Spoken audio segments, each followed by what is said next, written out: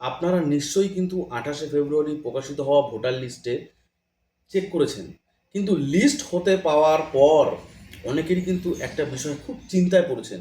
তো অনেকের নামের পাশে লেখা আছে কিন্তু আন্ডার অ্যাডজাস্টিগেশন। আবার কারোর নামের পাশে কিন্তু লেখা আছে ডিলিট। কিন্তু এর মানে কি? আপনার নাম কি চিরতরে বাদ হয়ে গেল? আপনি কি ২০২৬ সালের বিধানসভার আর ভোট দিতে পারবেন না?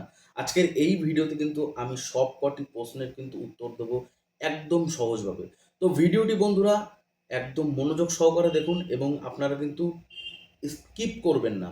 একটুখানি যদি আপনাদের মিস করেন তাহলে কিন্তু আপনাদের গুরুত্বপূর্ণ পয়েন্টটি কিন্তু মিস হয়ে যাবে।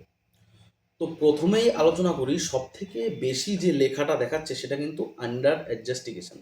তো সোজা বাংলায় এর মানে হলো আপনার নাম এবং নথিপত্র কিন্তু বর্তমানে বিচার প্রক্রিয়া অধীনে আছে। তো সুপ্রিম কোর্টের নির্দেশে জেলা বিচারকদের নিয়ে কিন্তু একটি কমিটি গঠন করা হয়েছে। তো তারা কিন্তু এখানে কিন্তু খতিয়ে দেখছে আপনি ওই এলাকার বৈধ ভোটার কিনা। তো পশ্চিমবঙ্গ জুড়ে প্রায় ৬০ লক্ষ ভোটারের নামের পাশে এই লেখাটি কিন্তু এসেছে। তো এখন আপনার কি করণীয়? আপনার যদি এরকম যদি আপনার নামের পাশে যদি এরকম থাকে তাহলে আপনার কি করণীয়? তো দেখুন, আসলে এখানে কিন্তু আপনার কিছু করার নেই। তো আপনাকে কিন্তু শুধু অপেক্ষা করা ছাড়া আর কিছু কিন্তু আপনি এখানে কিন্তু করতে পারবেন না। তো মার্চ মাসের শেষের দিকে কিন্তু একটি নতুন লিস্ট প্রকাশিত হওয়ার কথা রয়েছে। যদি কোনো সমস্যা না হয় তাহলে কিন্তু মার্চ মাসের শেষের দিকে লিস্ট কিন্তু প্রকাশিত হবে। তো সেই লিস্টে কিন্তু জানানো যাবে যে বিচারকরা আপনার বিষয়ে কী সিদ্ধান্ত নিল এবং আপনি যদি সঠিক ভারতীয় নাগরিক হন তবে আপনার নামের কিন্তু কোনো ভয় নেই। আপনার নাম কিন্তু ঠিক হয়ে যাবে। এবার আসি দ্বিতীয় সমস্যা নিয়ে। যাদের নামের পাশে ডিলিট লেখা আছে, সাধারণত কেউ মারা গেলে বা জায়গা পরিবর্তন করলে কিন্তু এটা কিন্তু হয়।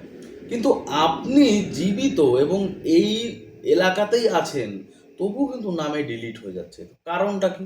তো এখানেও কিন্তু আপনাদের চিন্তা করবেন না আপনারা। আপনাদের কাছে কিন্তু ১৫ দিনের একটা সুবর্ণ সুযোগ কিন্তু রয়েছে। লিস্ট প্রকাশের ১৫ দিনের মধ্যে আপনাকে কিন্তু আপনার জেলার ডিইও অফিসে বা জেলা নির্বাচন অফিসে বা ডিএম অফিসে গিয়ে কিন্তু আপনাকে এই ফর্মটি কিন্তু পূরণ করতে হবে। তো আপনি যে এলাকায় সঠিক ভোটার তার প্রমাণ দিলে কিন্তু আপনার নাম তালিকায় কিন্তু ফিরিয়ে আনা হবে। এখানে কিন্তু ঘাবড়ানোর কোনো ব্যাপার কিন্তু নেই। আর যাদের নামের পাশে কোনো বিশেষ মন্তব্য বা লেখা নেই, শুধু নাম আর বাবার নাম আছে, আপনারা একদম নিশ্চিন্তে থাকুন। আপনারা কিন্তু সম্পূর্ণ বৈধ ভোটার। তো আপনাদেরকে কার্ড সব জায়গায় কাজ করবে এবং আপনারা ২০২৬-এর ভোটে কোনো বাধা ছাড়াই কিন্তু আপনারা কিন্তু ভোট দিতে পারবেন।